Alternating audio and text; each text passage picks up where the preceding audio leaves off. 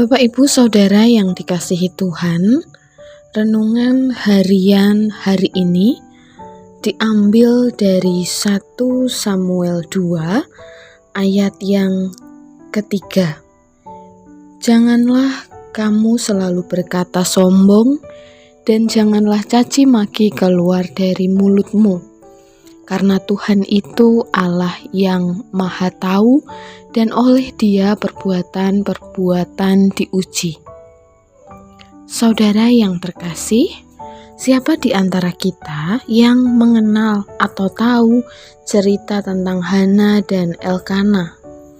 Hana adalah seorang perempuan yang sudah lama sekali menantikan kehadiran buah hati.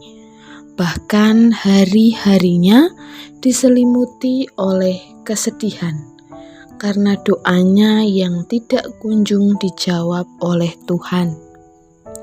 Namun suatu hari dalam kepedihan hatinya, ia berdoa kepada Tuhan dan Tuhan mendengarkan doanya.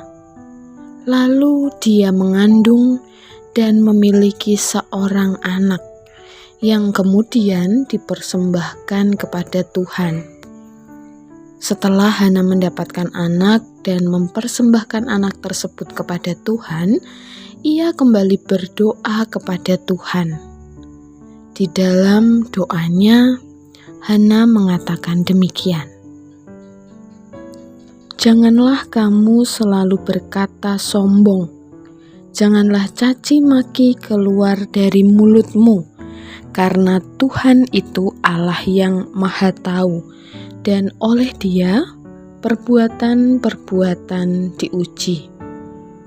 Hal ini diungkapkan oleh Hana karena dia sungguh-sungguh menyadari betapa berat kesedihan yang dia rasakan dulu, betapa berat pergumulan yang dia rasakan. Tetapi di dalam pergumulannya yang berat, Hana tidak mengeluarkan caci maki dari mulutnya. Ia menyadari bahwa Tuhan adalah Allah yang Maha Tahu dan melihat perbuatan dan perkataan Hana. Hana menjaga mulutnya agar tidak mengeluarkan kata-kata yang tidak baik.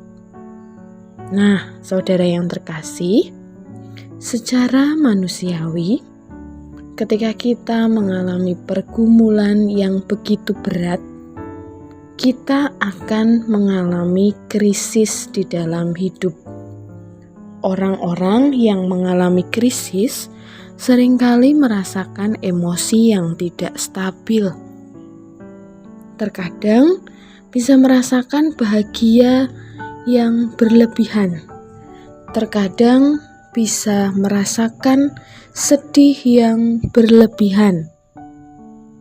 Terkadang bisa juga mengeluarkan amarah yang berlebihan dan bahkan mencaci maki orang lain tanpa penyebab yang cukup jelas. Nah, seringkali emosi yang tidak stabil ini juga menyakiti banyak orang. Efeknya luar biasa ya Bapak Ibu. Oleh karena itu, kita perlu mengenali diri kita, merenung-renungkan. Apakah kita memiliki krisis tertentu? Misalnya, krisis karena kehilangan orang yang kita cintai, atau krisis karena kehilangan pekerjaan, atau krisis karena keluarga yang tidak harmonis, atau mungkin krisis karena merasakan sakit penyakit yang berkepanjangan.